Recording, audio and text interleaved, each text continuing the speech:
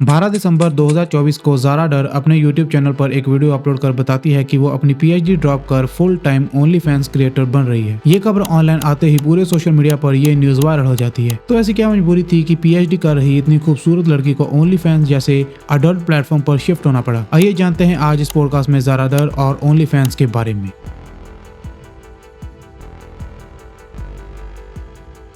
ज़ारा डर Texas US की रहने वाली एक कंप्यूटर साइंटिस्ट, बायो इंजीनियरिंग और पीएचडी स्टूडेंट थी, जिसका यूट्यूब के ऊपर ज़ारा डर नाम से ही एक चैनल है जिसपे वो मशीन लर्निंग ट्यूटोरियल्स की वीडियोस बनाती थी। ज़ारा पिछले लगभग 1.5 साल से यूट्यूब पर वीडियोस डाल रही थी और ज़ारा ने अपनी पहली वीडियो 24 जुलाई 2023 को अपलोड करी थी। And here comes the crazy part. Zara की पहली वीडियो देखते ही आपको उसके प्लान एंड इंटेंशंस के बारे में पता चल जाएगा। ज़ारा ने अपना यूट्यूब कैरियर स्टार्ट करने से पहले ही ओनली फैंस को ज्वाइन करा हुआ था एंड उस वक्त वो उसे एज अ साइड बिजनेस कर रही थी। एंड अपनी यूट्यूब की सबसे पहली वीडियो में उसने अपने ओनली फैंस को ही अनाउंस करा था, वो भी अपने इंजीनियरिंग स्टाइल में।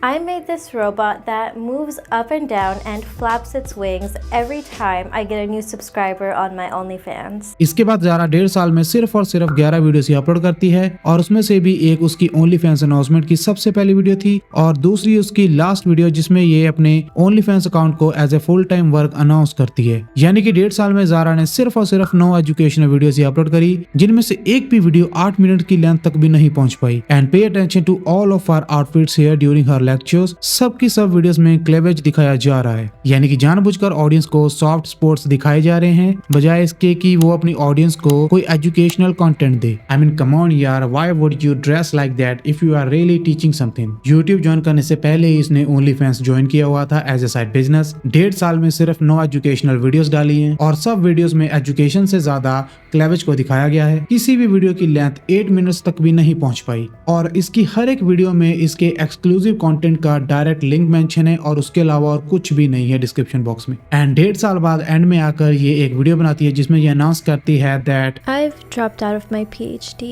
I've cried so much over this decision to quit my PhD. झूठ पे झूठ बोलती जा रही है, शर्म नहीं आती।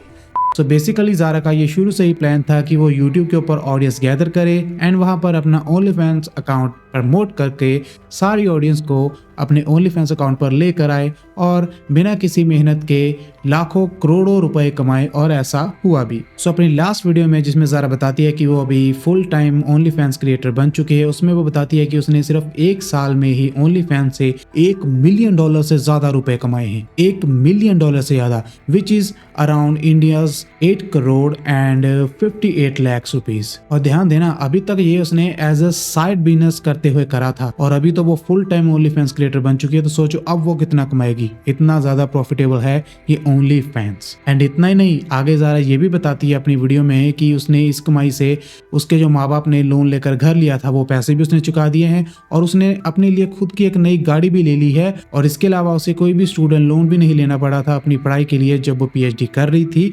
और अभी वो अपना खुद का एक सेपरेट घर लेने के बारे में सोच रही है और इसके अलावा वो एक बिजनेस खोलने के बारे में भी सोच रही है। सो जरा सोच के देखो वो कितना ज्यादा पैसा कमा रही है सिर्फ ओनली फैंस से, और ये सिर्फ 1 साल की कमाई है। I've been able to make over $1 million.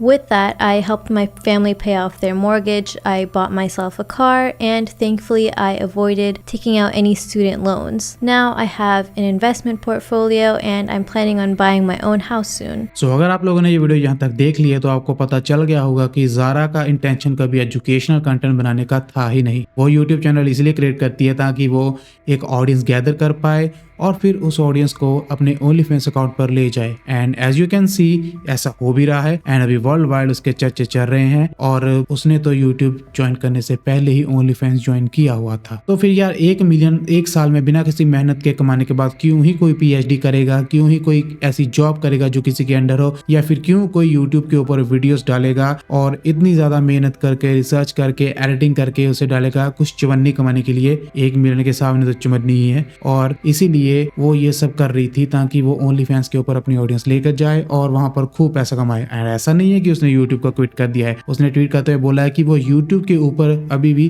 Tutorials डालेगी और अपनी ऑडियंस को एजुकेशनल कंटेंट देगी। बट हमें पता है कि वो ये सब इसीलिए कर रही है ताकि उसके यूट्यूब के ऊपर फैन बेस बना रहे, जिसे वो शिफ्ट करके ओनली फैंस पे ले जाए। This is a common sense कि अगर वो साल का 1 मिलियन कमा रही है और अभी आगे डबल ट्रिपल होगी उसकी कमाई, तो वो यूट्यूब के ऊपर ये कुछ 100 या $1000 के लिए क्यों ही इतनी मेहनत करेगी। We all know that. और अपनी वीडियो में ओनली फैंस ज्वाइन करने के कई सारे एक्सक्यूजेस ज़ारा ने दिए हैं, जिसमें से एक था कि उसे फ्रीडम नहीं मिलती थी, अपनी लाइफ में टाइम नहीं मिलता था कुछ भी और करने के लिए, और ऐसे ही बहुत सारे यूजलेस एक्सक्यूजेस उसने दिए थे। इसमें से कोई भी रीजनेबल नहीं था। और चाहे लाइफ कितनी ही हार्ड क्यों ना हो जाए, there is no way that you will shift to an adult industry. और ऐसा तो यार हम लड़कों की लाइफ तो प्रॉब्लम से भरी रहती है। कितने लड़कों को आपने देखा कि ओनली फैंस जाकर वहाँ पर ज्वाइन कर लेते हैं। सो यहाँ पर सिंपल सी बात मैं ये कहना चाहूँगा कि पुराने टाइम में जैसे लड़कियों को as a sex object treat करा जाता था, और अभी मॉडर्न टाइम में आकर लड़कियों ने, सभी वुमेन्स ने इतनी फाइट करके अपने आप को इस काबिल बनाया था, फेमिनिज्म आया और मर्दों के बराबर अपने आप को खड़ा करा था। और अभी ये औरतें डिजिटल एरा में आकर फिर से अपने आप को एज ए सेक्स ऑब्जेक्ट ही दुनिया के सामने प्रेजेंट कर रही है, क्योंकि मेहनत का काम जिन लड़कियों से नहीं होता, जिन लड़कियों से अपने दिमाग से कोई भी काम नहीं होता, वो एंड में आकर ओनली फैंस पे अकाउंट बनाती है एंड अपनी बॉडी को सेल करके पैसे कमाती है। सो बेसिकली अभी वो चीख कर खुद ही बता रही हैं that we are sex object. मैं सभी लड़कियों को ये बात नहीं कह रहा, but this is true. Most of the girls अभी ओनली फैंस के ऊपर शिफ्ट हो रही हैं, और अमेरिका में तो ये बहुत ज़्यादा है। और यहाँ तक बात रही फ्रीडम की, सो अगर अपनी बॉडी को सेल करना है, लड़कियों अपने आप को फ्रीडम मानती हैं, सो मेरी नज़र में तो हमारे बुजुर्ग बिल्कुल ठीक थे जो लड़कियों को घर में ही रखते थे। Again I am repeating that, मैं सब लड़कियों को ये नहीं कह रहा, बट ऐसी लड़कियां जो फ्रीडम के नाम पर इन सब चीज़ों को जस्टिफाई करती हैं, जो कि हमारी आने वाली जनरेशन को भी ख़राब करता है। सो मेरी नज़र में ये फ्रीडम नहीं है, दिस इज़ अ स्टूपिडिटी। तो ये तो थी ज़ारा डर की कंप्लीट हिस्ट्री। और अभी बात करते हैं ओनली फैंस की। और मैं पहले बता दे रहा हूँ कि मैं ज़्यादा डेप्थ में नहीं जाऊँगा ओनली फैंस की, क्योंकि उस पर हम एक सेपरेट वीडियो बना सकते हैं, और अगर यहाँ मैं डिटेल में चला गया तो वीडियो बहुत ज़्यादा लंबी हो जाएगी। So I will keep it short. और अगर आप लोग चाहते हैं कि मैं ओनली फैंस के ऊपर एक और उसकी हिस्ट्री के ऊपर एक डेडिकेटेड वीडियो बनाऊं, तो नीचे कमेंट जरूर करना कमेंट सेक्शन में, एंड मैं उस पर वीडियो बनाऊंगा। Now coming back to the topic, अभी हम बात करते हैं ओनली फैंस के बारे में। Only fan Amazon and Netflix की तरह ही एक सब्सक्रिप्शन बेस्ड ऐप है, बट ये अमेजोन एंड नेटफ्लिक्स की तरह बिल्कुल भी नहीं है। यहाँ पर हम अमेजोन या फिर नेटफ्लिक्स का एक मंथली सब्सक्रिप्शन लेते हैं और हमें पूरी ऐप का एक्सेस मिल जाता है, including the content that available in the app. But only fans में ऐसा बिल्कुल भी नहीं होता। ओनली फैंस में आपको हर एक क्रिएटर का अलग अलग सब्सक्रिप्शन लेना पड़ता है, और उसकी फीस कितनी है ये वो उस क्रिएटर पे डिपेंड करता है, वो कितनी फीस रखता है। फॉर एन एग्जांपल, अगर आपके सामने 10 क्रिएटर है और आप उन 10 को पसंद करते हैं, तो आपको उन 10 का अलग अलग रेट पे सब्सक्रिप्शन लेना पड़ेगा मंथ का, जो कि वो डिसाइड करेंगे। कुछ लोग महीने का $9 रखते हैं, कुछ लोग महीने का $19, और कुछ लोग महीने का $100 भी रखते हैं। That depends on their popularity, on their followers, on their subscriptions, on their या बॉडी एंड फेस, क्योंकि वो अपनी बॉडी ही वहाँ पर सेल कर रहे हैं। सो ये पर्सन टू पर्सन वेरी करता है कि उसका प्राइस कितना है। और अगर आप एक लड़की का सब्सक्रिप्शन लेते हैं जो कि एग्जांपल $9 होगा, तो आपको सिर्फ उसी का एक्सक्लूसिव कंटेंट देखने को मिलेगा, बाकी का किसी का नहीं।